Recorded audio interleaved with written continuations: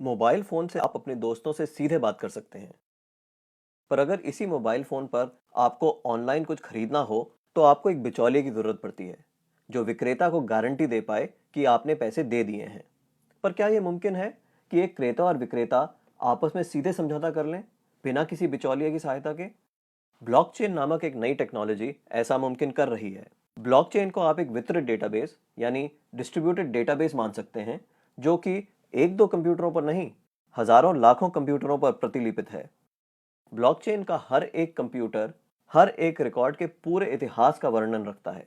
यह database encrypted है, यानी हर एक रिकॉर्ड गोपनीय तरीके से दर्ज किया गया है। ब्लॉकचेन फॉल्ट टॉलरेंट भी है, यानी अगर इस सिस्टम में कुछ कंप्यूटर खराब भी हो जाते हैं, तब भी यह सिस्टम ठीक तरह से काम करता रहता है। ब्लॉकचेन डेटाबेस एक सार्वजनिक बही खाता यानी पब्लिक लेजर है, जिसमें कोई भी नए समझौते या रिकॉर्ड को दर्ज करने के लिए कई सारे साझेदारों की स्वीकृति की जरूरत पड़ती है। इसको हैक करना बहुत मुश्किल है, क्योंकि ऐसा करने के लिए हैकर को एक ही क्षण हजारों कंप्यूटरों को एक साथ हैक करना पड़ेगा। यह कारण है कि हम ब्लॉकचेन को एक सुरक्षित टेक्नोलॉजी मानते हैं। ब्लॉकचेन का पहला प्रयोग हुआ था 2008 में, जब बिटकॉइन नामक एक डिजिटल मुद्रा का आविष्कार हुआ। बिटकॉइन मुद्रा किसी देश, सरकार या बैंक द्वारा नियंत्रित मुद्रा नहीं है, यह एक डिजिटल मुद्रा है। अधिक जानकारी के लिए आप बिटकॉइन को गूगल कर सकते हैं। केवल मुद्रा या पैसे से संबंधित प्रयोजन के लिए ही नहीं, ब्लॉकचेन का प्रयोग कहीं भी हो सकता है जहां पारंपरिक रूप से विश्वास, भरोसे या गारंटी के लिए एक बिचौलिए की जरूरत है। जैसे वह सभी सौदे जिनकी आज नोटरी पब्लिक या किसी सरकारी संस्था को पुष्टि करनी पड़ती है। मान लिया जाए कि आप एक मकान खरीद रहे हैं।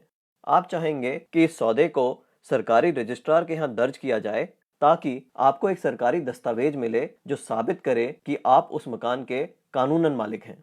पब्लिक रजिस्ट्रार केवल इस सौदे का एक सबूत दे रहा है, और ऐसी संभावना है कि भविष्य में पब्लिक रजिस्ट्रार का काम ब्लॉकचेन टेक्नोलॉजी कर दे, क्योंकि उसमें दर्ज सौदे की भी उतनी मान्यता होगी जितनी आज रजिस्ट्री सर्टिफिकेट की है।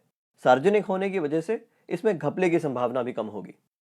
ब्लॉकचेन टेक्नोलॉजी के उपयोग के कई और संभावित उदाहरण हैं। जैसे किसी सरकारी योजना के अंतर्गत यदि एक गरीब आदमी को कुछ वेतन मिलना हो, तो ब्लॉकचेन टेक्नोलॉजी से उसको वह रकम सीधे उसके मोबाइल फोन पर दी जा सकती है। या अगर किसी प्राकृतिक आपदा से ग्रस्त लोगों को नुकसान भरपाई करनी हो, तो उनकी सहायता राशि सीधे उनके मोबाइल फोन पर दी जा सकती है।